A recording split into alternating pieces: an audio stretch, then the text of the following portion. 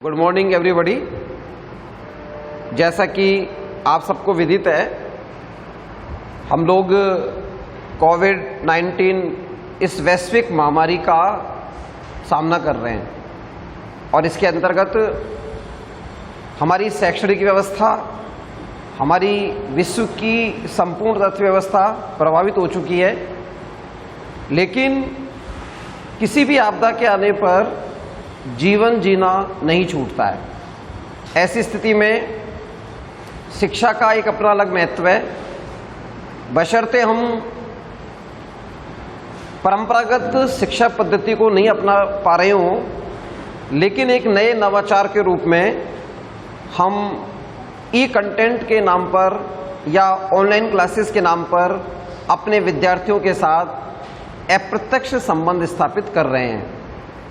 इसी कड़ी में महिला महाविद्यालय में द्वितीय वर्ष और तृतीय वर्ष के लिए ई कंटेंट कलेक्शन व्यवस्था की गई है। मैं समाजशास्त्र के अंदर आज बीए पार्ट थर्ड में जो पहला पेपर है वो सोशल थिंकर्स का है। सोशल थिंकर्स में भारतीय समाजशास्त्रीय चिंतक और पाश्चात्य समाजशास्त्रीय चिंतकों को जोड़ा गया है। मेरा आज का व्याख्यान जो एक लघु व्याख्यान के रूप में होगा वो इमाइल दुर्खिम के ऊपर है। दुर्खिम नाम से लगता है कि ये वो व्यक्ति तो नहीं जिसने समाजशास्त्र की उत्पत्ति की होगी, ये वो व्यक्ति तो नहीं जिसने समाजशास्त्र की भारत में नींव रखी होगी। थोड़ा मैं प्रारंभिक परिचय देना चाहूँगा। दुर्खिम समाजशास्त्र का प्रथम अकादमिक प्रोफेसर था।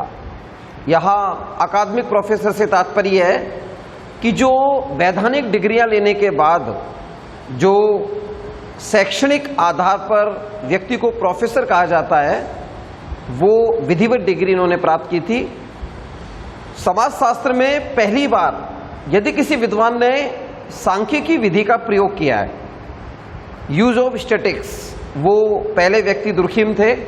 और दुर्खिम तो यहाँ तक कहते हैं जो हम सोचते हैं, समझते हैं, व्यवहार करने का तरीका है, वो सब कुछ हमारी व्यक्तिगत चेतना से परे है। लाइक दिस सोशल फैक्ट्स, इसे हम सामाजिक तथ्य कह सकते हैं। दुर्खिम अभावों के जीवन से अलग प्रारंभिक जीवन में बौद्धिक चेतना के आधार पर अपने घर आए हुए आगंतुक अतिथियों के साथ चर्चाएं करता था। उसको विशेष रुचि थी अपने बारे में जानने के लिए, समाज के बारे में जानने के लिए, और खासकर इस दुनिया में बदलाव क्यों होता है, उसका तार्किक आधार क्या है, लोग आत्महत्याएं क्यों करते हैं, समाज में लोग अपनी इच्छा के अनुसार क्या लैंगिक आधार पर कार्य करते हैं, या division of labour in society का कंसेप्ट होता है या नहीं होता है। ये सब बाल्यकाल में दुर्खिम के मस्तिष्क में विचार पहुंचते थे। इमाइल दुर्खिम, इन्होंने अपना शोध कार्य, जिसे हम ये कह सकते हैं कि विश्वविद्यालय के अंदर जो पीएचडी की उपाधि है, the division of labour in society विषय पर, इन्होंने 1893 में इसको पूरा किया। और इसी के आधार पर इन्होंने पुस्तक भी लिखी और उन्होंने बताया कि प्राकृतिक आधार पर किसी कार्य का यदि विभाजन होता है, यानी स्त्री यदि घर पर रहे, बच्चों का लालन पोषण करे, भोजन बनाए, कपड़े धोए, अपने परिवार के लिए जो भी दैनिक जीवन के कार्य करे, और पुरुष अगर बाहर कमाने के लिए जाता है, तो यहाँ डिवीजन ऑफ लेबर नहीं है, ये एक लैंगिक आधार पर कार्यों का विभाजन है। इसको यदि हम मॉर्गन की दृष्टि से देखें तो आदिम संस्कृति में पुरुष चूंकि शक्ति का प्रतीक था, बलशाली था, वो जंगलों में शिकार कर सकता था, तो जाहिर सी बात है उसने अर्थोपार्जन के उस क्षेत्र में, यानी उस आर्थिक क्रिया के अंदर परिवार के भरण पोषण की जिम्मेदारी अपने कंधों पर ली। चूंकि महिला उस जंगल में अकेली रहती थी, उसे खतरनाक जानवरों का भय था, अपनी संतान को उससे बचाना था, तो वो उसकी सुरक्षा के लिए, प्रजनन के कार्य के लिए, घर में भोजन बनाने के लिए अपनी पुरुष की तुलना में, हो सकता है वो भावनात्मक शक्तिशाली हो लेकिन शारीरिक आधार पर कमजोर थी, तो उसने घर पे रहने का कार्य उसको मिला। अब यहाँ डिवीजन ऑफ लेबर नहीं है, यहाँ उसकी लैंगिक परिस्थिति के आधार पर कार्य का विभाजन है। अब प्रश्न उठता है कि डिवीजन ऑफ लेबर क्या है। इसको मैं एक रूपक से समझाना चाहूंगा। भारतीय समाज में एक जजमानी व्यवस्था होती है, जिसे सबसे पहले वाइजर नाम के विद्वान ने बताया।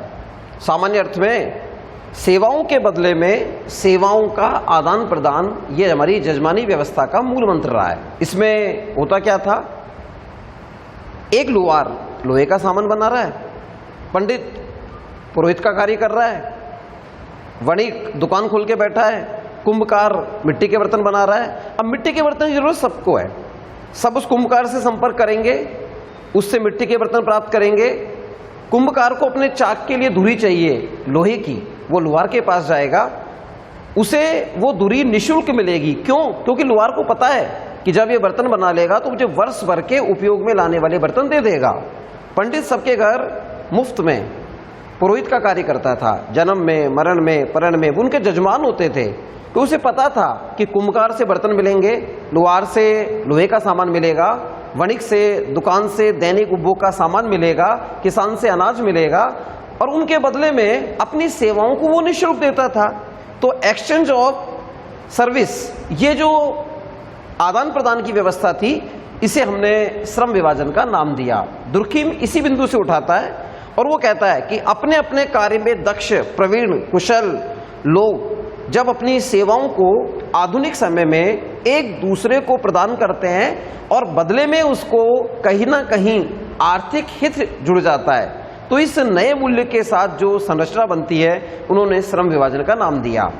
उदाहरण के लिए, एक बड़े महानगर में एक सुबह सुबह घर के अंदर पाइप में पानी बंद हो गया। उस दंपत्ति को चिंता हुई, उसने अपना प्लम्बर को फोन किया। प्लम्बर वो व्यक्ति है जो नल के कार्य को करने में दक्ष है, यानी उसका डिवीजन ऑफ लेबर अपने कार्य के प्रति है। अगर उस घर का बच्चा बीमार होता है तो वो श्रम विभाजन की दक्ष इकाई के रूप में डॉक्टर को कॉल करेगा। हो सकता है वो दंपति शिक्षक हो, उसको दुनिया भर की किताबों का ज्ञान हो, वो इंटरनेट पे सर्च करके औषधि प्राप्त कर सकता हो, लेकिन वो अपने उस कार्य में महारत हासिल नहीं कर पाया है, दक्ष नहीं है, यानी डिवीजन ऑफ लेबर नहीं है, वो डॉक्टर को ही कॉल करेगा। पाइप खराब होने पर प्लम्बर को ही कॉल करेगा। अगर उसे निर्माण कार्य करना है तो वो मिस्त्री को ही कॉल करेगा। यानी वो हर पर्सन अपने काम में दक्ष है, और ये श्रम विभाजन का एक रूपक है।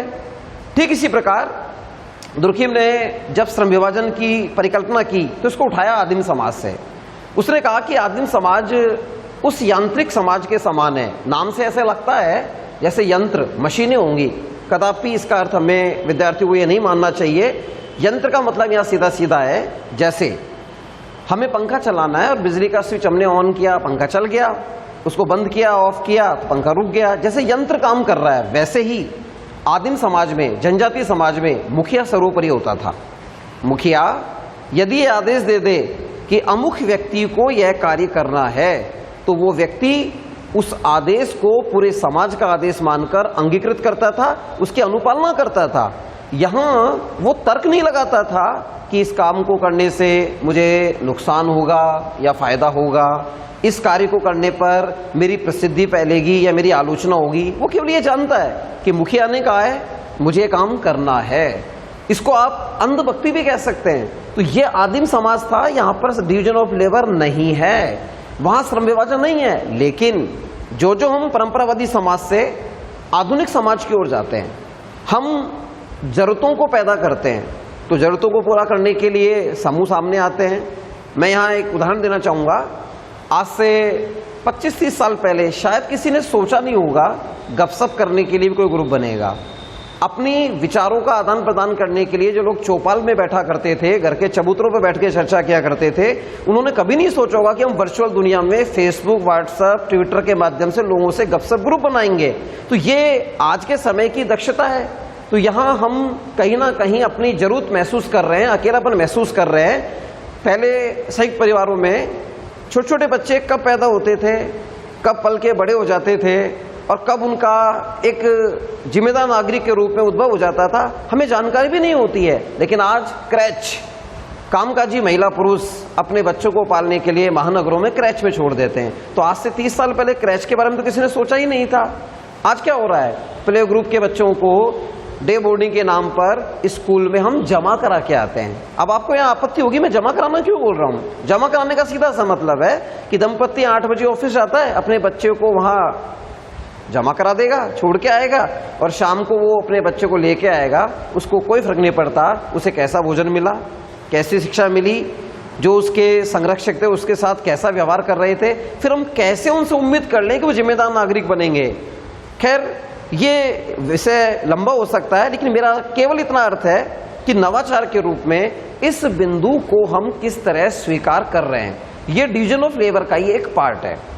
अब दुर्कीम कहता है यांत्रिक समाज की तुलना में श्रम विभाजन फिर कहाँ है? श्रम विभाजन है जहां पर जो जनसंख्या घनत्व बढ़ रहा है, लोगों की रिक्वायरमेंट्स बढ़ रही हैं, उसके बेस पर हम अपनी नई नई सेवाओं को प्रदान कर रहे हैं, वहां श्रम विभाजन उत्पन्न हो रहा है। यानी आज का वर्तमान समाज जो है, जिसे हम सावयवी समाज कह सकते हैं, ये अतिशयोक्ति नहीं होगी अगर मैं यह कहूं कि जैसे हमारा शरीर, उसमें अलग अलग अंग हैं, आंखों का अलग कार्य है, कानों का अलग कार्य है, हृदय का अलग कार्य है, हमारे अन्य अंगों का अलग अलग कार्य है, सिस्टम है, उनका एक फंक्शन है। लेकिन अभी आंख ये बोल दे कि मैं सुंदर चित्र देखना बंद कर दूं, तो ये आंख की इच्छा पर निर्भर नहीं होगा, क्योंकि आंख कनेक्टेड विद अदर ऑर्गन्स, वो जुड़ी हुई है।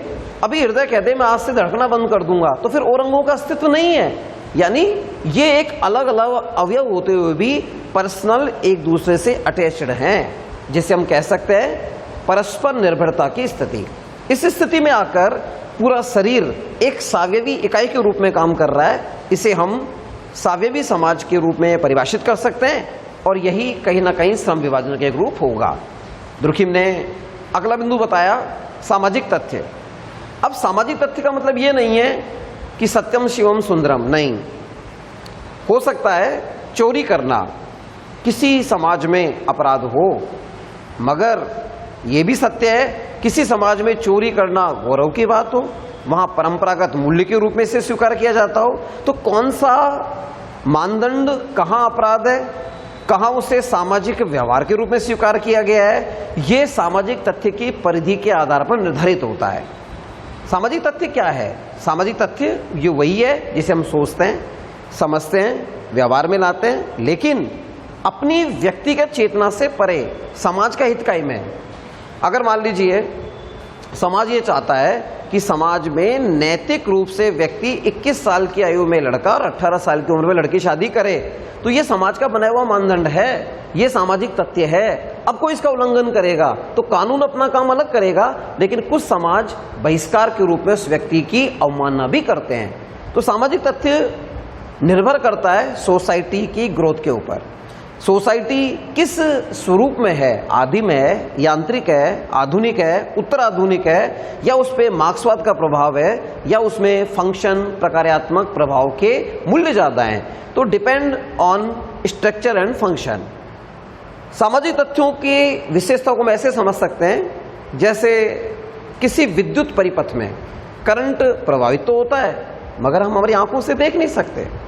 ठीक इसी प्रकार सोसाइटी में एक सोशल करंट चल रहा है। ये सोशल करंट दिखाई नहीं देता। दिखाई कैसे देता है?